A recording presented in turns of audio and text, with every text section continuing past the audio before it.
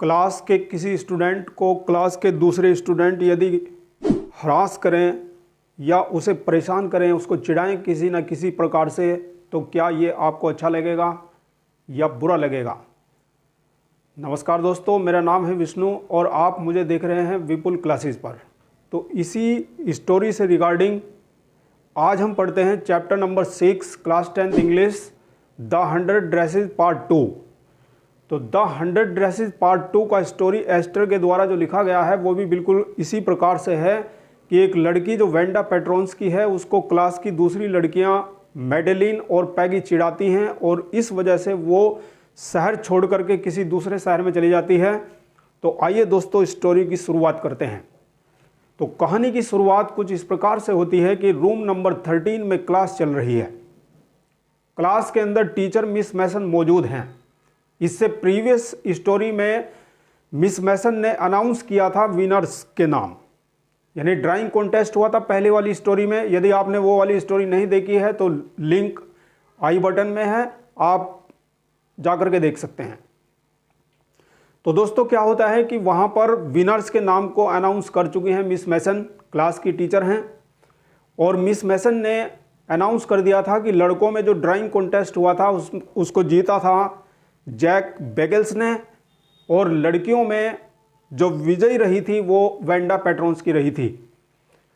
लेकिन Wanda Petronski अपने नाम को सुनने के लिए क्लास में मौजूद नहीं थी और आज भी क्लास के अंदर मौजूद नहीं है। पूरी क्लास चल रही है, मैडलिन भी बैठी हुई है, पैगी भी बैठी हुई है, दूसरे स्टूडेंट्स भी बैठे हुए हैं और मिस मैसन क्लास के अंदर है। इसी बीच क्या होता है कि क्लास का मॉनिटर बाहर से प्रिंसिपल सर के रूम से आता है और वो मिस मैसन के हाथ में एक लेटर दे करके चला जाता है। और मिस मैसन जो है लेटर को खोलती है और मिस मैसन लेटर को पढ़ती है और मिस मैसन लेटर को पढ़ते हुए इधर उधर घूम रही है और बड़ी अपसेट सी मालूम पड़ रही है। और फिर वो स्टूडेंट्स से बताती है कि this is the letter of Wanda Petronski's father, यानी ये वेंडा पेट्रोन्स्की के पिताजी के द्वारा लिखा गया यह लेटर था। और उन्होंने अपने इस नोट में लिखा था कि वेंडा पेट्रोन्स्की अब स्कूल नहीं आएगी क्योंकि वे शहर छोड़कर जा रहे हैं। उसका रीज़न ये था, उन्होंने ये बताया था कि वेंडा पेट्रोन्स्की के नाम के जैसे बड़े शहर में और भी बहुत सारे नाम होंगे और कोई भी उनका मजाक वहाँ पर नहीं बनाएगा। तो इस वजह से वो इस शहर को छोड़ करके दूसरे शहर में जा रहे हैं। तो वेंडा पेट्रोन्स्की अब स्कूल नहीं आएगी, ये लिखा था वेंडा पेट्रोन्स्की के फादर ने अपने उस लेटर में।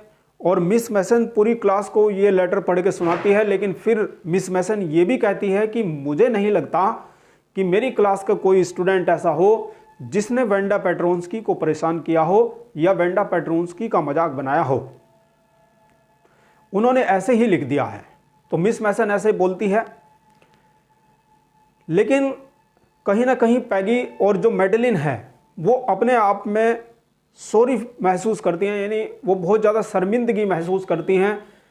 और मैडलिन जो है वो बार बार सोचती है कि अगर वो उसको उस समय रोक देती, यानी पैगी जब उसको चिढ़ाती थी 100 ड्रेसेस के बारे में पूछ करके कि क्या उसके पास 100 ड्रेसेस हैं, क्या उसके पास 100 पोशाकें हैं, तो मैडलिन सोचती है कि अगर वो उस समय उसे रोक देती तो शायद उसको बुरा ना लगता और वो शहर छोड़कर न जाती। तो वो उन सब की जिम्मेदार अपने आप को ठहराने सोचने लगती है कि हमने अच्छा नहीं किया है। और पैगी जो है अपने मैथमेटिक्स के वर्क में बिजी है और अब वो सोच रही है मैडी कि वो जाएगी जहाँ पर बोगिन साइड पर वेंडा पेट्रोन्स्की रहती थी, वहाँ पर जाएंगे और वहाँ पर जाकर के उसको सॉरी बोलेगी।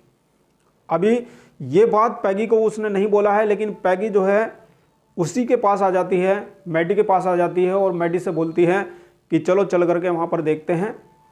उससे पहले क्या होता है कि वो निकल पड़ते हैं और फिर जैसे ही वो जाते हैं थोड़ा सा ऊंचाई पर जाते हैं तो ऊंचाई से देखते हैं कि एक बहुत ही साफ़ सुथरा सा घर है और साफ़ सुथरा सा घर जो है वो वेंडा पेट्रोन्स्की का था। तो वेंडा पेट्रोन्स्की के घर पर वो जाते हैं, लेकिन घर पर वेंडा पेट्रोन्स्की मौजूद नहीं थी। यानी वेंडा पेट्रोन्स्की का जो परिवार है, यानी वो अपने पिता के साथ यहाँ से जा चुकी थी। तो उन्होंने घर के आगे से देखा, पीछे से देखा, सब जगह देखा, लेकिन कहीं भी मौजूद नहीं थी वेंडा पेट्रोन्स्की।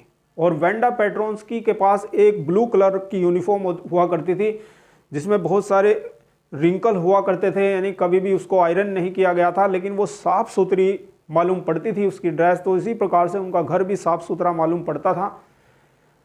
तो अब क्या होता है कि अब बहुत ज़्यादा शर्मिंदगी महसूस होती है मैडी और पैगी को।